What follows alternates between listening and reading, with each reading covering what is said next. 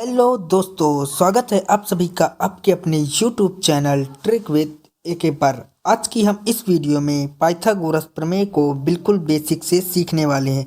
यदि आप ये वीडियो देख लेते हैं तो आपको इस टॉपिक से कहीं पर भी कोई भी वीडियो देखने की कोई ज़रूरत नहीं होगी, क्योंकि हम इस वीडियो में बिल्कुल बेसिक से सीखने वाले हैं पाइथागोरस प्रमेय के। तो आज की यह वीडियो आपके लिए बहुत ही इम्पॉर्टेंट होगी, तो वीडियो को एंड तक जरूर देखिएगा। और यदि आप चैनल पर नए हो तो चैनल को सब्सक्राइब जरूर करिएगा। चलिए दोस्तों, आज की हम इस वीडियो को करते हैं स्टार्ट। पाइथागोरस प्रमेय हमेशा राइट एंगल ट्रायंगल यानी कि समकोण त्रिभुज में ही लागू होती है। तो मान लेते हैं हमारा एक समकोण त्रिभुज यहाँ पर है ए बी और सी, जहाँ पर आपका बी जो है वो समकोण त्रिभुज है यानी कि 90 डिग्री है। यहाँ पर जो सबसे बड़ी भुजा होती है उसको कहते हैं कर्ण, जिसे हम अंग्रेजी में हाइपोटेनियस कहते हैं और इसको एच से रिप्रेजेंट करते हैं। इसके बाद ये होता है अवधार, जो आपका बी सी है, इसको हम रिप्रेजेंट करते हैं बी से, क्योंकि इसको अंग्रेजी में कहते हैं बेस। और जो लंब होता है उसको हम कहते हैं परपेंडिकुलर, और इसको हम पी से रिप्रेजेंट करते हैं। तो पाइथागोरस प्रमेय, सबसे पहले मैं इसकी परिभाषा आपको बता देता हूँ कि पाइथागोरस प्रमेय की परिभाषा क्या होती है। तो परिभाषा यह होती है कि सबसे बड़ी भुजा का स्क्वायर अन्य दो भुजाओं के स्क्वायर के योगफल के बराबर होता है। तो यहाँ पर जो सबसे बड़ी भुजा है वो है कर्ण। तो कर्ण को हम एच कहते हैं, क्योंकि इसको अंग्रेजी में कहते हैं हाइपोटेनियस। तो कर्ण का स्क्वायर आपका जो होता है वो आधार का स्क्वायर और प्लस में लंब का स्क्वायर होता है, यानी कि परपेंडिकुलर का स्क्वायर होता है। यही हमारी होती है पाइथागोरस प्रमेय। तो आइए हम इसको कुछ एग्जाम्पल से, इसको क्वेश्चन के माध्यम से और बेटर से समझने का प्रयास करते हैं। तो मान लेते हैं ये है हमारा एक राइट एंगल ट्रायंगल, जिसमें ए बी और सी, जहाँ पर बी जो है वह समकोण है, और यहाँ पर ए बी की जो लंबाई है वो यहाँ पर है आपकी 4, और जो बी सी की लंबाई है वो यहाँ पर है 3। अब हमें यहाँ पर इस क्वेश्चन में ज्ञात करना है कि ए सी की लंबाई क्या होगी, यानी कि हमें ज्ञात करना है कि कर्ण क्या होगा।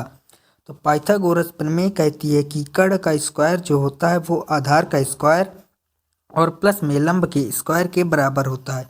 तो हमें ज्ञात करना है कर्ण का स्क्वायर यानी कि हाइपोटेनियस का स्क्वायर।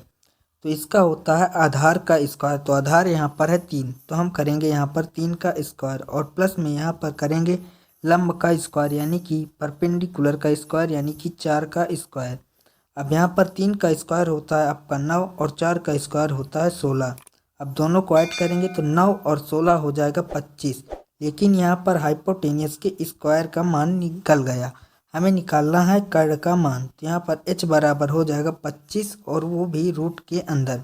तो रूट 25 का मान होता है 5। तो यहाँ पर जो आपका हाइपोटेनियस का मान आएगा वो आएगा 5, यानी कि यहाँ पर जो AC की वैल्यू आ जाएगी वो आ जाएगी 5।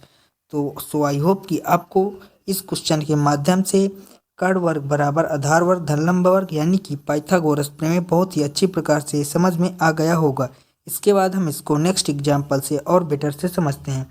तो मान लेते हैं ये हमारा एक है समकोण, जिसका नाम है ए बी सी, और जहाँ पर बी एक समकोण है, और यहाँ पर ए बी की लंबाई है 4 और ए सी की लंबाई है 8। अब हमें ज्ञात करना है कि बी सी की लंबाई क्या होगी, यानी कि हमारा जो आधार है वो क्या होगा।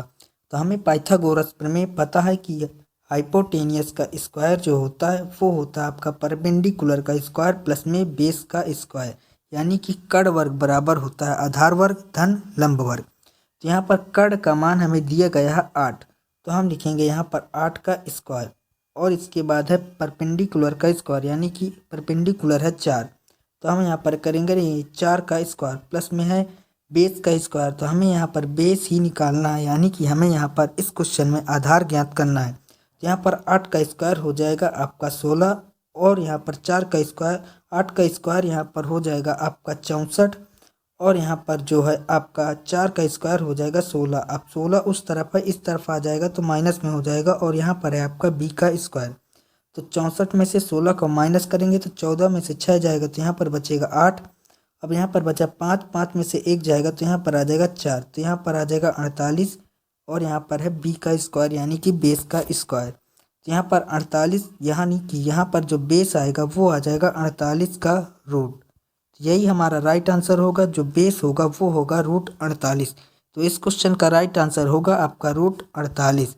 सो आई होप कि आपको यह क्वेश्चन भी बहुत ही अच्छी प्रकार से समझ में आ गया होगा और यही थी हमारी पाइथागोरस प्रमेय।